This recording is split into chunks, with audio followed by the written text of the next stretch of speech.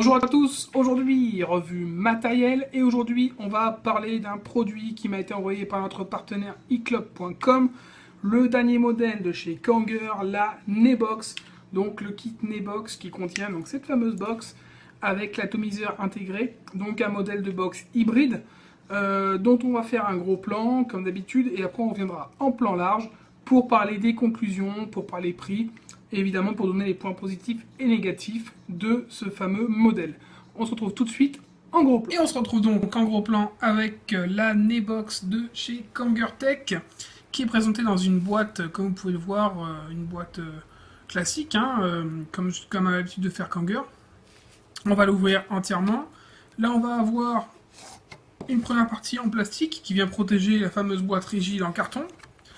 Dessus, on va avoir le fameux Scratch and Check afin de pouvoir authentifier le matériel. On passe à la boîte qui est assez bien foutue. On a vraiment une boîte de bonne qualité. Donc ça s'améliore chez Kanger au fur et à mesure. On avait déjà des boîtes correctes. Et là, on commence à avoir des trucs franchement bien. À ce niveau-là, le packaging est bien travaillé. Hop, on ouvre la boîte. Et là, on va retrouver donc notre Nebox à l'intérieur donc d'une pochette en polystyrène ou en carton, je sais pas trop, en mousse, voilà, c'est de la mousse. Donc elle est bien protégée à l'intérieur. On va bien sûr parler de ça. On ouvre, on va avoir une notice explicative qui est franchement plutôt complète et en français. On va avoir tous les modes donc utilisables sur la box, la façon d'utiliser le plateau RBA, donc classique pour ceux qui ont donc déjà des Septank Mini et des Septank Plus.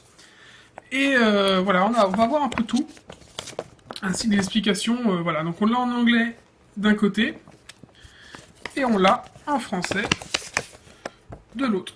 Donc classique, mais pratique. À ce niveau-là, Kanger fait souvent bien le boulot, même si c'est pas forcément bien traduit, on a au moins la notice à l'intérieur, et ça c'est vraiment une bonne chose.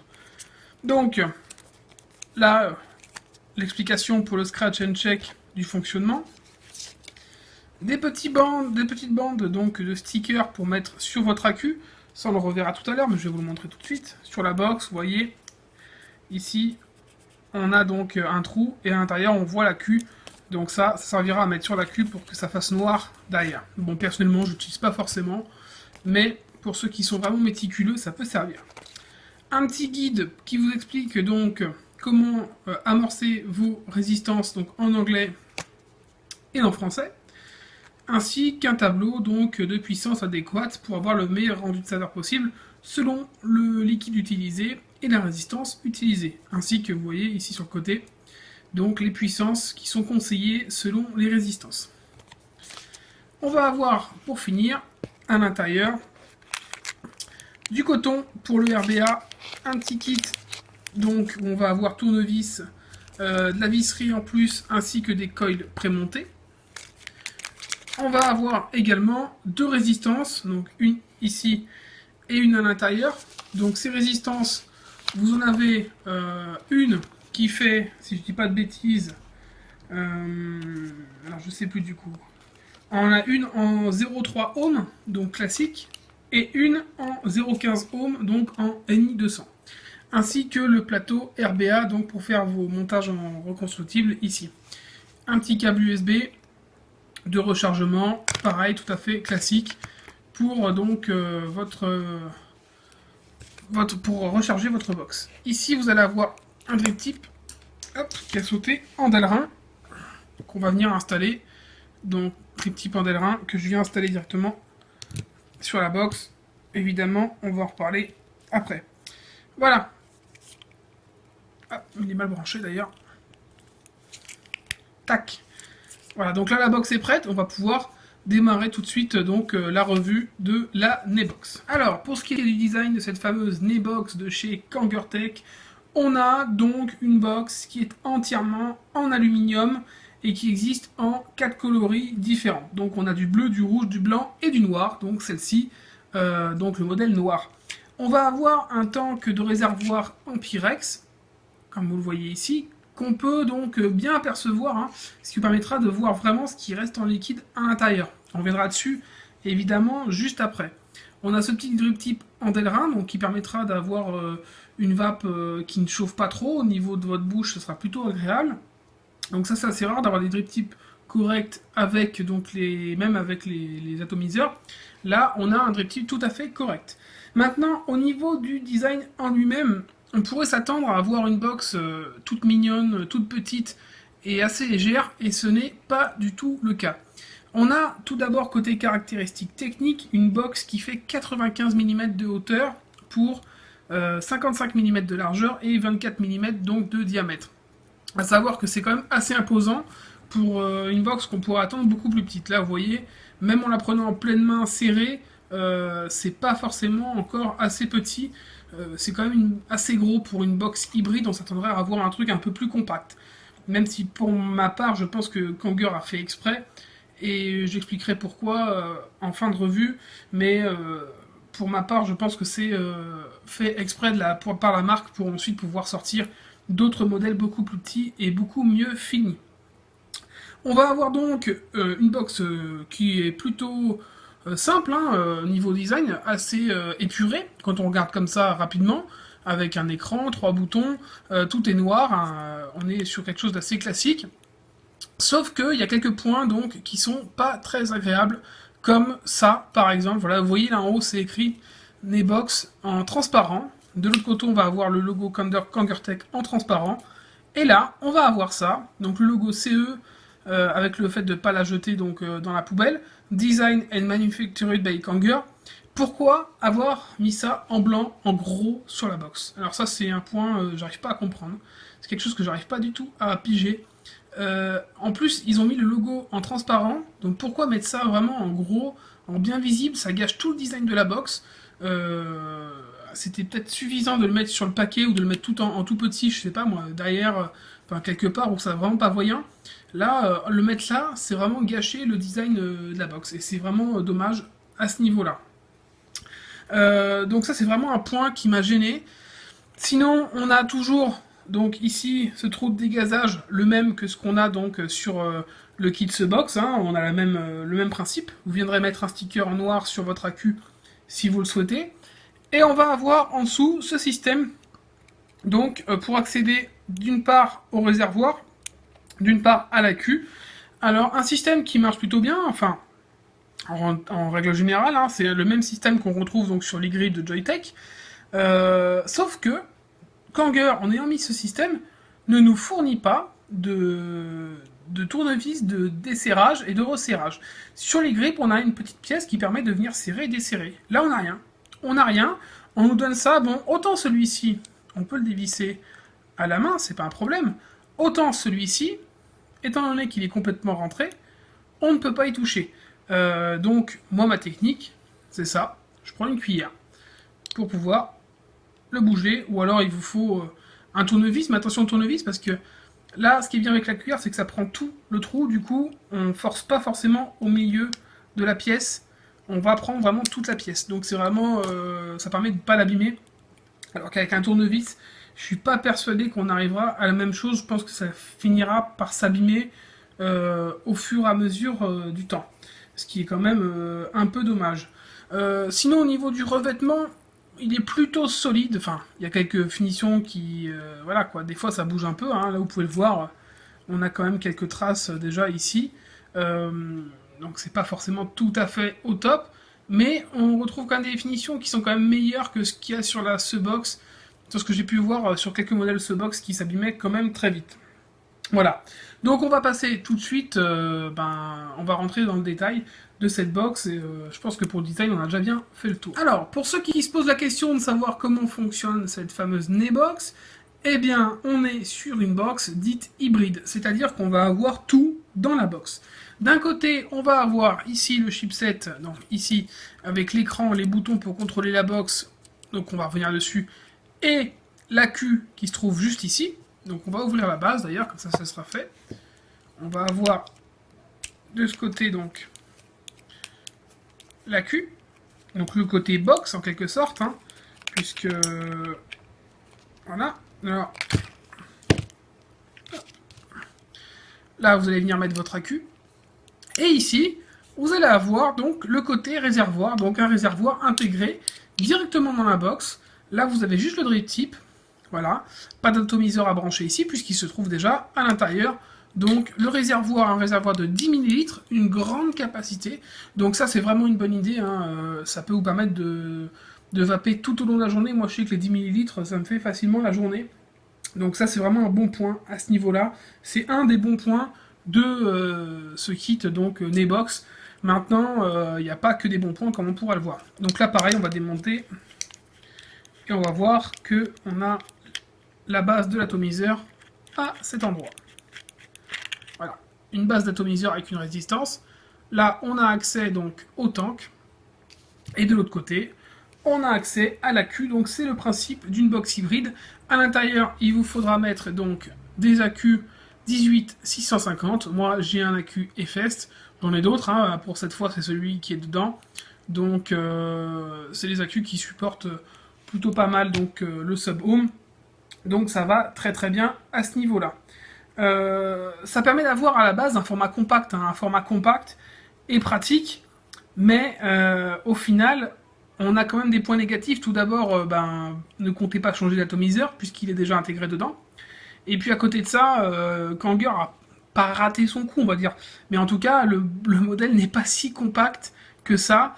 Et on verra peut-être si dans le futur, il propose une box plus petite avec un format encore plus compact.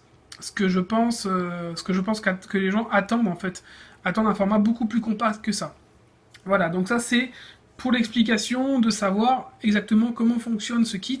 Et on est voilà, sur une box hybride. Si vous prenez ce modèle, soyez sûr d'utiliser l'atomiseur déjà intégré. De toute façon, vous ne pourrez pas faire autrement. On n'est pas sur une box qui vous permettra d'installer autre chose. Alors, avant de rentrer dans le détail donc, du chipset, des modes et tout ça, on va d'abord parler de la box en elle-même et de ce qu'il y a à l'intérieur. Donc tout d'abord, vous avez ici donc le réservoir de 10 ml qui vous permet donc d'avoir une belle autonomie.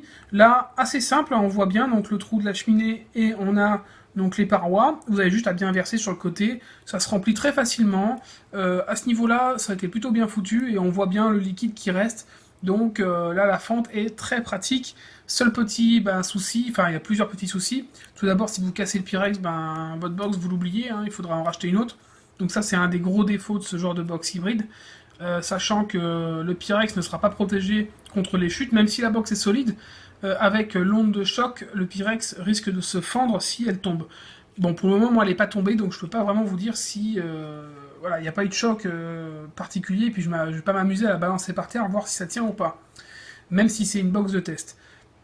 Donc, à ce niveau-là, attention, parce que c'est vrai que le Pyrex, même s'il est un petit peu à l'intérieur, ça ne sera pas forcément ce qui vous protégera d'une éventuelle casse, et puis une fois que c'est cassé, c'est pas réparable.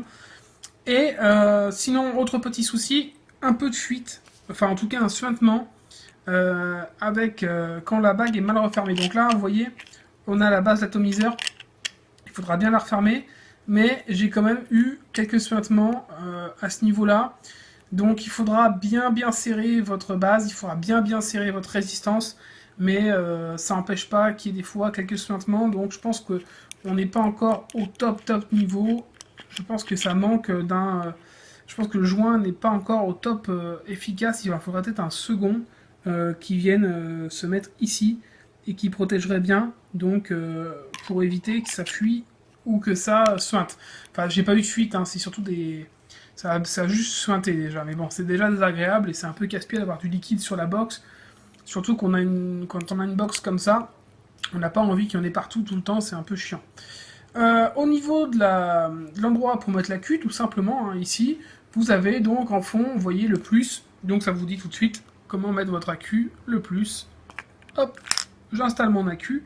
Là, on voit qu'il y a un espace. Alors, le petit souci avec cette fameuse base, c'est qu'elle n'est pas pratique du tout. C'est-à-dire que une fois sur 3 ou une fois sur 2, elle s'enclenche pas correctement. Voilà, alors là, je sais pas trop. Et on ne pourra pas la mettre au fond. Alors, vous voyez, là, je vais le serrer. Là, vous voyez, là, elle est casse-pied. Elle n'a pas forcément envie. Vous voyez, là, j'ai beau la serrer. elle reste... Voilà. Là, elle sert, mais elle n'est pas bien mise. Alors là, moi, j'avais tendance, la première fois, je l'ai mis comme ça, et j'avais tendance à me dire, ah bah c'est bon, sauf que c'est bizarre, je la pose, et puis bah c'est évidemment, puisque c'est en décalage. Mais non, en fait, effectivement, cette base va jusqu'au fond, normalement. Donc là, on n'est pas bon, même si ça n'empêchera pas votre box de s'allumer. Hein. Clairement, vous pourrez l'utiliser comme ça. Mais c'est pas le but. Normalement, elle va au fond. Et franchement, je trouve que le pas de vis est clairement pas propre. Après, c'est mon avis. Mais c'est un peu galère. Et puis c'est pas évident de le faire à la vidéo. Donc ce que je vais faire, c'est que je vais l'installer. Et puis après, je continue de tourner. Voilà, du coup, j'ai enfin réussi à le mettre à fond. Vous voyez, ça déborde pas du tout. Et là, votre box sera bien stable. Donc c'est ce qu'on peut attendre. Sauf que là, c'est une fois sur deux, c'est la galère pour le remettre. Si le pas de vis n'est pas vraiment bien posé à fond, correctement, bien comme il faut, vous pouvez, c'est vrai, ça serrera dans le vide. Et ça, c'est vraiment désagréable également.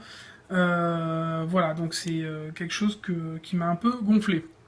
Au niveau donc de la charge, on a la prise micro USB qui se trouve ici. Donc très bien, elle n'est pas en dessous. Là, vous allez pouvoir charger également en la gardant hop, en bonne position.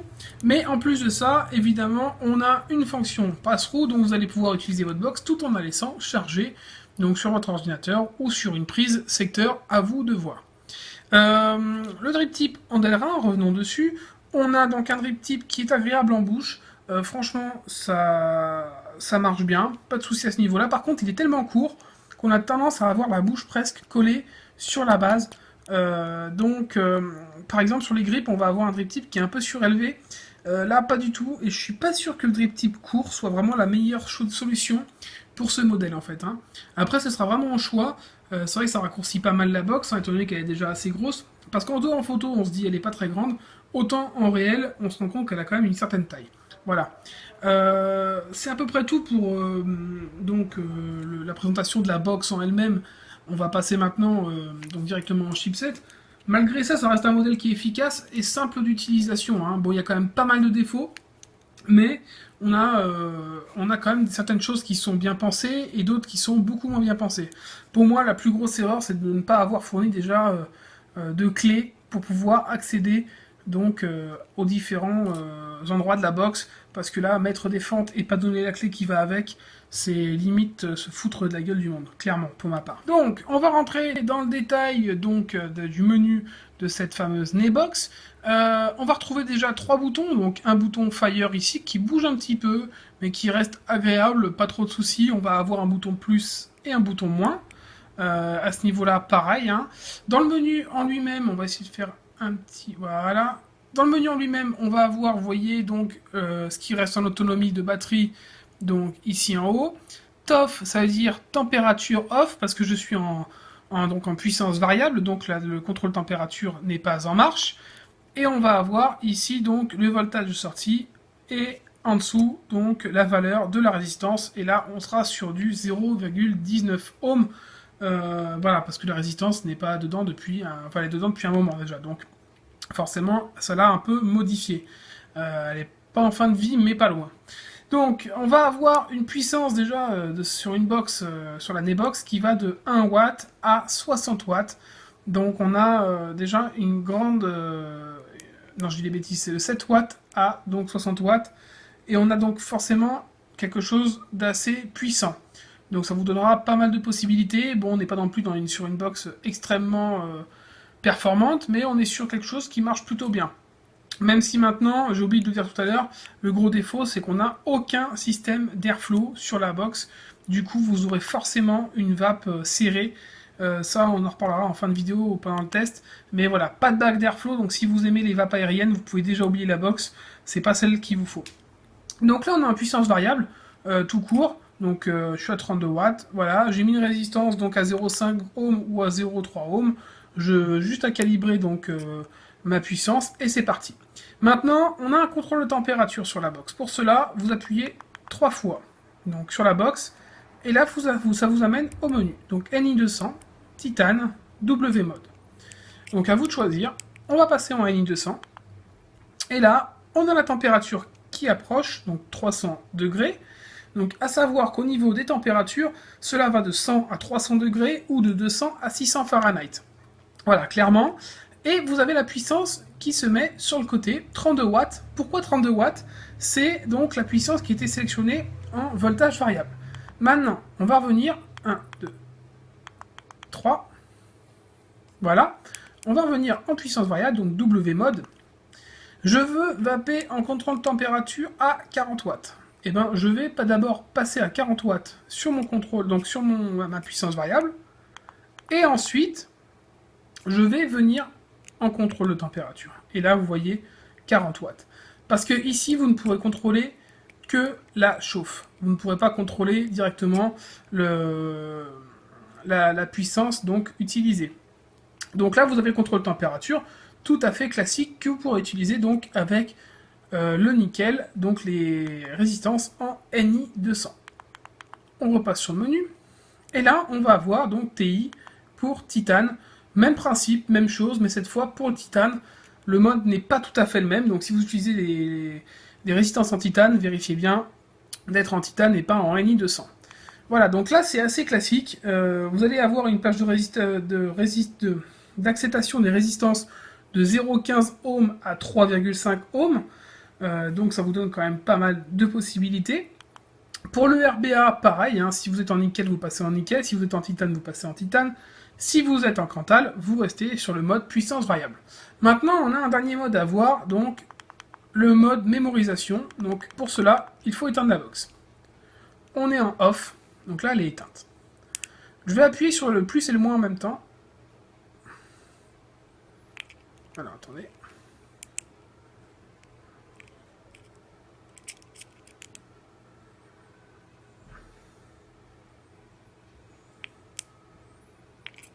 Voilà. Et là, on y est. On a le mode mémorisation qui va vous permettre de présélectionner donc des modes de mémorisation sur votre Nebox. Donc vous en avez plusieurs. Voilà, vous voyez là 200 degrés. Donc là, vous avez les modes donc Ni200 Ti. Hop, vous voyez, et la puissance sélectionnée. Ça vous évite comme ça de passer à chaque fois d'une puissance variable au contrôle de température pour changer votre puissance. Si vous utilisez par exemple 2 ou 3 puissances différentes, vous mettez ça en place et puis on n'en parle plus, c'est fait automatiquement. Voilà, donc là par exemple, vous avez 4 plages de mémorisation et vous pouvez même, vous voyez, mémoriser pour directement la puissance variable, donc 7 watts, 59 watts, donc voilà. Et là, vous allez avoir la possibilité également donc de modifier l'écran si vous le voulez, de ce côté-là, ou si vous le voulez, de l'autre côté, le mode droitier, gaucher, c'est au choix. Voilà, donc là on a fait le tour. On a quand même un menu qui est assez complet à ce niveau-là pour une toute petite box hybride. Donc en espérant que ça reste comme ça, parce que pour ça c'est pas mal. Il n'y a pas grand-chose à dire. On est mieux que sur pas mal d'autres modèles de d'autres marques. À ce niveau-là, on ne pourra pas trop critiquer. Voilà, donc avant de passer à un gros plan, on va juste parler vite fait donc, de la qualité de vape proposée. Avec donc cette Nebox, on a quand même une très bonne qualité de vape, hein, faut pas non plus trop dénigrer, malgré le fait qu'il n'y ait pas de possibilité d'avoir une vape aérienne. Contrairement à l'e-grip où on va retrouver un petit point où on peut contrôler l'airflow, même si c'est pas grand chose, là, sur celle-là, on n'a pas du tout la possibilité de le faire. Du coup, vous aurez une vape très serrée, mais une vape sub-home qui est quand même assez agréable, on va pouvoir le voir tout de suite en plan large. Donc ce que je vous propose, c'est de passer en plan large et puis de faire la conclusion de cette petite box, donc cette petite Nebox de chez Kanger. A tout de suite. Et on se retrouve donc en plan large avec la Nebox de chez Kanger. Donc on a vu le gros plan, on a vu qu'il y avait des bons points, il y avait beaucoup de points négatifs, quand même des points noirs sur cette box. On va donc faire un récapitulatif de tout ça. On va tester d'abord donc la box, hein. Là j'ai mis du liquide dedans. On est sur un 50-50, donc un liquide moite-moite assez classique. Comme vous pouvez le voir, c'est un petit peu suinté. Voilà, donc ça c'est franchement désagréable. Voilà, donc et pourtant c'est vissé à fond. Donc c'est franchement pas cool. C'est un peu aussi un point négatif de cette box. Pourtant c'est bien serré, j'ai vérifié. Peut-être que la résistance est un peu fatiguée, mais ça devrait quand même pas fuir comme ça. C'est pas forcément ce qu'il y a de mieux. Donc on va tester tout de suite Je suis à 32 watts. Voilà, sinon, c'est parti.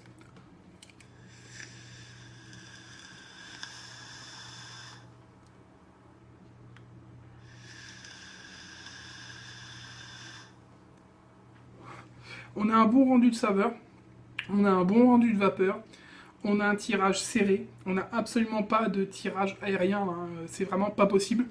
Par contre, on peut tirer bien dessus, contrairement à l'e-grip de chez Joyetech qui reste assez limité et qui reste vraiment une box qui se rapprocherait au niveau vape, au niveau d'un niveau de 2 par exemple. Là, on est vraiment sur la même qualité de vape qu'un sub-tank, mais sans possibilité de mettre une petite touche d'airflow en plus si on le souhaite. Donc cette box, elle a quand même un bon rendu de vapeur, un bon rendu de saveur, ça il n'y a pas de souci. On va parler d'abord des points positifs, puisqu'il y en a quand même. On a donc la première box hybride à contrôle de température de chez Kanger. Donc c'est vrai que le fait d'avoir une box avec tout dessus, l'atomiseur, d'avoir l'AQ présent, en plus un atomiseur de 10 ml, et d'avoir la possibilité d'avoir le contrôle de température, des plages de mémorisation, tout ça c'est bien, c'est un bon point. On va avoir une box qui est simple d'utilisation et ergonomique, malgré le fait qu'elle soit quand même assez grosse. On a quand même une bonne ergonomie du fait que les bords sont quand même arrondis, donc ça reste assez agréable en main. On va avoir une box qui est compacte et solide. Pareil, malgré sa taille, elle est quand même très compacte. Je pense que Kanger peut faire encore plus compact et plus petit, mais elle reste quand même assez compacte, ce qui n'est pas non plus déplaisant. Et on va avoir une certaine solidité, même si j'ai quand même des doutes sur le côté du Pyrex. Si ça tombe, je suis pas sûr que ça tiendra vraiment très longtemps à voir, mais je vais pas l'acheter par terre pour vérifier. On va avoir également donc une vape lisse et puissante, même si on n'a pas d'airflow, comme vous pouvez le voir.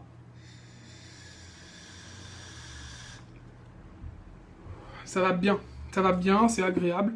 À ce niveau-là, pas trop de soucis. On va avoir quand même un kit complet totalement adapté aux débutants.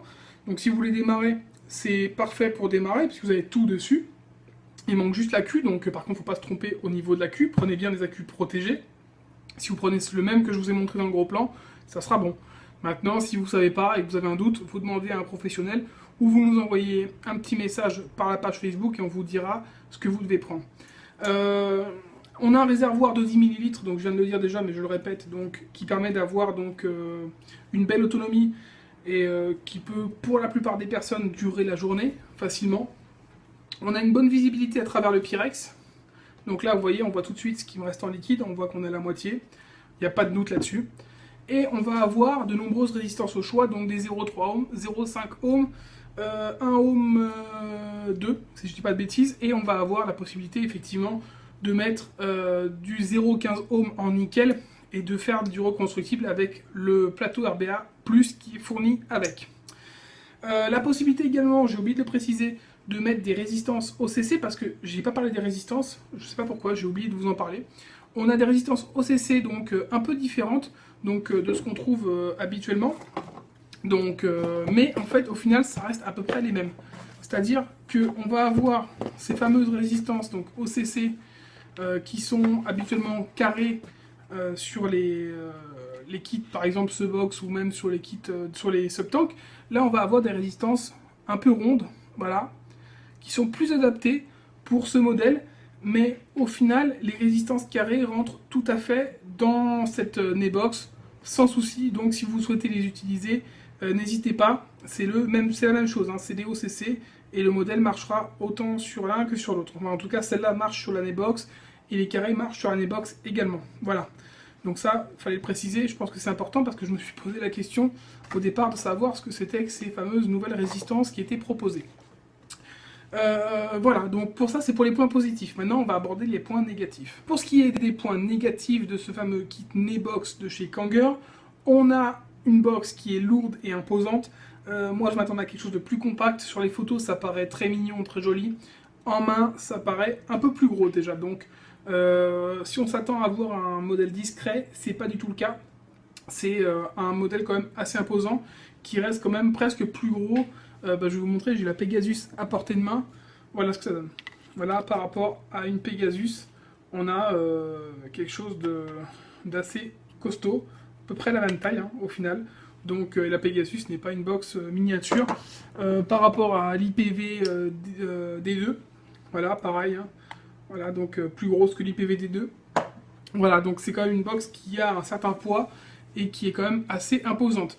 Un design gâché, enfin complètement gâché donc par Kangr, par le fait d'avoir ajouté ça dessus. J'arrive toujours pas à comprendre comment ils ont pu mettre ça sur leur modèle. Quand on fait un modèle d'une box, en général, on veut que le design soit vraiment nickel. Là, ça gâche tout. Donc, surtout qu'en plus, sur les photos, qu'on regarde bien, on ne le voit jamais. C'est pas vraiment précisé. Ils mettent toujours la face, on la voit comme ça. Ils ne montrent pas forcément ce qu'il y a derrière. On va avoir un manque donc au niveau de l'airflow, puisqu'on n'a pas d'airflow. Donc, si vous voulez une vape aérienne, bah, vous oubliez. Pas de clé fournie pour ouvrir les trappes en dessous. Ça, c'est limite du foutage de gueule, parce que quand on met des systèmes comme ça, le minimum, c'est de fournir une clé pour les ouvrir. Encore, sur celle-ci, on peut la déverrouiller à la main, puisqu'on a un cran. Autant l'autre, une fois qu'elle est enfoncée, vous pouvez oublier. On a un système de remplissage qui pourrait quand même être mieux. Par exemple, le kit e-grip de chez Joyetech a un système de remplissage sur le côté. Pourquoi pas avoir imaginé ici une petite fente pour venir remplir le liquide au lieu d'ouvrir à chaque fois toute la base de la résistance. Et puis, au niveau, donc, comme je vous le disais, ça suinte, ça fuit un petit peu. À voir sur le temps, est-ce qu'il n'y a pas un moyen pour que ça ne suinte moins? Ça dépend des moments. Des moments, ça fait rien, puis des moments, ça suinte un peu. Contrairement à l'e-grip qui, par exemple, est bien fermé avec un joint qui entoure bien donc, la base, et du coup, il n'y a rien qui passe. On est vraiment bien protégé à ce niveau-là. Donc ça fait quand même pas mal de petits défauts qui sont assez gênants pour un nouveau produit dont on attend beaucoup. Donc c'est quand même assez problématique à ce niveau-là. Au niveau conclusion, qu'est-ce qu'on peut dire? Je suis assez mitigé par le produit, puisque d'un côté, je trouve que la qualité de vape est agréable, le menu est agréable, on a un chipset qui marche tout à fait bien. Moi j'aime la vape donc serrée, donc ça ne me pose pas forcément de problème à ce niveau-là. Par contre, on va avoir pas mal de soucis quand même sur cette box. Donc comme je vous l'ai dit, pas mal de points négatifs. Et c'est quand même assez gênant. À savoir que, pour ma part, je pense que Kangr nous a servi ça en tant que modèle de test. Comme pour la Subbox, comme pour les Subtank avant, on a un premier modèle avec plein de défauts, qui est limite pas fini, pour voilà, qu'on puisse le tester tout de suite. Donc, et derrière, on va avoir probablement, moi je le sens comme ça, comme d'habitude, une Nebox mini, voire une Nebox nano, qui sera totalement finie, avec tous ces petits défauts corrigés. Donc ce que je vous conseille personnellement, c'est d'attendre la sortie du prochain modèle, donc de la Nebox mini, je pense, d'ici quelques temps. Il y a de grandes chances que ça soit annoncé, on reviendra dessus, on verra, mais à mon avis ce sera le cas.